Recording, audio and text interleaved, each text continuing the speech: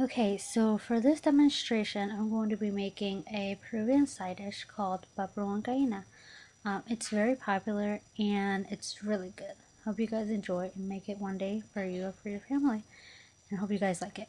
Okay, so first of all, you guys will need about 6 to 7, or depending on how many potatoes you want to eat, because you will be slicing these potatoes when they are done cooking.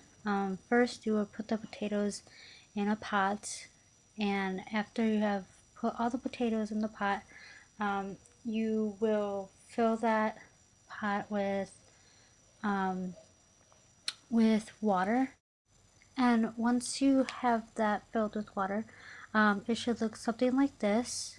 As you can see, the potatoes are fully submerged in water. It's not filled to the top, it's not extreme. Then you're gonna put it on the stove, put it on high, and then you're gonna just wait until they're fully cooked. It may take about 20 to 30 minutes, but depending on how much potatoes you put and what kind of potatoes you have. So, and now we're gonna start with the sauce. You are going to need cream cheese. It doesn't really matter what type, what brand. You're gonna need saltine crackers, unsalted or salted, your choice. And then you're gonna need a special ingredient, which is called ají amarillo, or other known as yellow hot pepper. You could buy this at a store called La Boricua, which is at 2127 Fulton Road, Cleveland, Ohio. And this is a special ingredient. It makes it spicy. If you don't like spicy, then add a little bit of this. And then you're going to need another ingredient, which is evaporated milk. It doesn't really matter what brand you use, it's up to you. I'm going to use this blender, which is the NutriBullet. Using it because it's more convenient, it's less space, so, and also it's, since it's already in a container, I could just put on the lid and then put it in the fridge for leftovers. Okay, so when you have that all set up, you are going to take your crackers, open the bag. You're gonna probably use about, I would say, about half of the half of a stack of crackers. And but I'm not sure. I don't really measure, so it's to my style. So, and then when you have that, you're gonna take the crackers and you're gonna smash them in your hand like a breading sort of, and you're gonna put it in the container. And then when you have that all set, then you're gonna, I'm just gonna add a little bit more crackers because I like how when you make the sauce it tastes like a little bit of crackers. And then you're gonna add the cream cheese, which you are just going to put it, get a knife, cut it in half, and it took me a long time to open this box of cream cheese. As you can see, the difficulty that I had. And then you're gonna take the knife and cut it in half, and then you are going to then see that if it fits, then put the whole half in. But since I'm using a smaller container, I'm gonna cut it into fours, to cubes, so it just doesn't, I have difficulty blending. You're gonna put that in, and then once you've cut the cream cheese into fours, cubes, you could then put the rest of the cream cheese back in the refrigerator and save it for next time, the other half for making next time the sauce again, or for something else, for like a bagel or crackers, stuff like that. And now we're gonna open the evaporated milk. I'm using a knife because I don't really like using the can opener. It's easier when I use a knife and make holes in the can. It's easier to pour instead of it all falling in.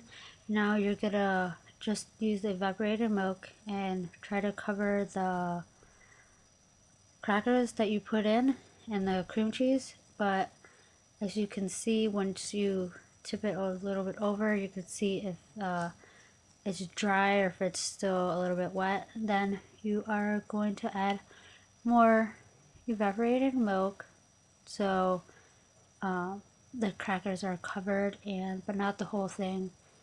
And then once you have that, then you are good. Then you are going to have to, then when you have that set, you are going to take the yellow hot peppers and you're going to use a cutting board, and you are going to probably take just one, not making that so spicy, just one yellow hot pepper. You are going to cut the top and the end off, mostly the one with the handle, as you can see. And then you can see cutting the handle right now, and then you're just going to slice it, and then you are going to see that there are seeds, and when you see seeds, you are going to try to remove the seeds. And once you have removed the seeds or the veins, then as you see here, they're removed. Then you are going to slice the yellow hot pepper, and I would prefer to remove the skin. I did it in this video, I forgot. Remove the skin because then it'll be also more spicy than it should be.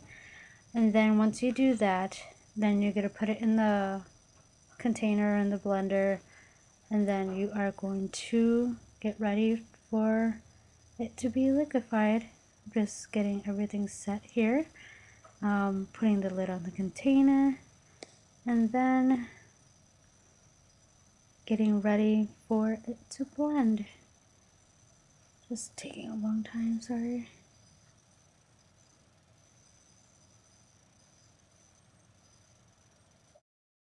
And when I'm done trying to plug in the NutriBullet, as you can see, I wasn't that much prepared.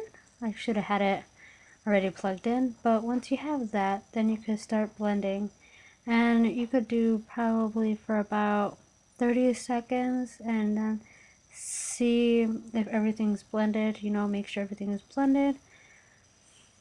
I just keep pressing. I don't know if it's all blended or not. And then once you think you're done, you go and open it, and then you go and get a spoon. Once you grab the spoon, you are going to mix it around, mix it towards the bottom, make sure there's perfectly blended. And when you see that, as you see here, the spoon, it's a little bit grated. You can see still a little bit of chunks and stuff like that. You would want to blend it a little bit more for about probably 10 to 30 seconds, or when you think it's already smooth and creamy and stuff like that. I mean, you could always blend it, then check, blend it, and then check, blend it, and then check. It doesn't really matter. It could be creamy or a little bit liquidy. So since we've blended it, I'm going to check to see if it's nice and smooth. Again, I'm going to use the spoon to swirl underneath the container, make sure nothing's stuck down there. And then once you see that it's nice and creamy, then you are good to go. And you could try it to see if it's a little bit spicy. If it's a little bit more spicy than you thought, then I would suggest adding a little bit more evaporated milk, and then liquefying again, and then try taste trial again. And then when you're done with doing the taste trial, seeing if it's not too spicy, then you will do the same thing again. Take the spoon to the bottom, mix it a little bit, see how liquidy or creamy it is, and then you are going to try it, see if it's good and not so spicy. When you're done with that, then you are going to get the lid of the container, put the sauce in a container, and then you're gonna just have to just put it in the fridge meanwhile while the potatoes is still cooking, and then after that you will see the final results. Since you have the sauce done, you're going to check on the potatoes. As you can see, they are done. And once they're done, you're going to turn off everything, the stove off and everything, and then you're going to remove the potatoes from the stove. Be careful, it's really hot. You're going to drain the potatoes, and then you're going to get a bowl, a container, glassware, something so you can put the potatoes in. And once you have put the potatoes in, all the potatoes in the bowl or glassware,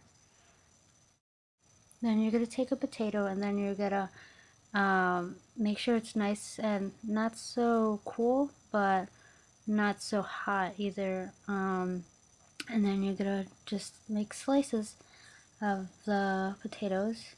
How many slices you could make, or how many you do them in blocks, doesn't really matter. Then you are going to, once you have done that, cut the slices, then you're going to start peeling them. I think it's easier peeling them when they're nice and cool so your hands don't get so burnt and hot, but here I'm doing them hot. And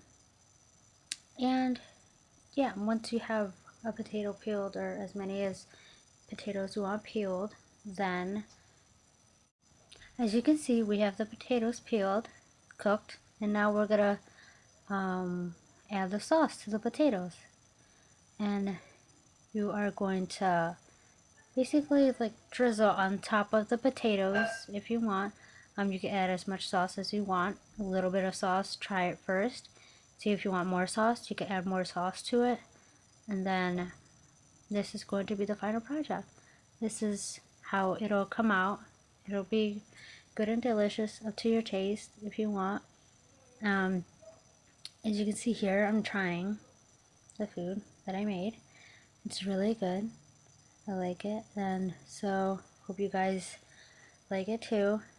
Hopefully you guys try it and tell me how it came out.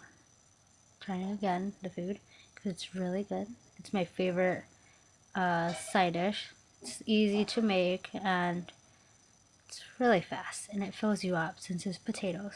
So everyone enjoy, and hopefully it comes out good. Enjoy.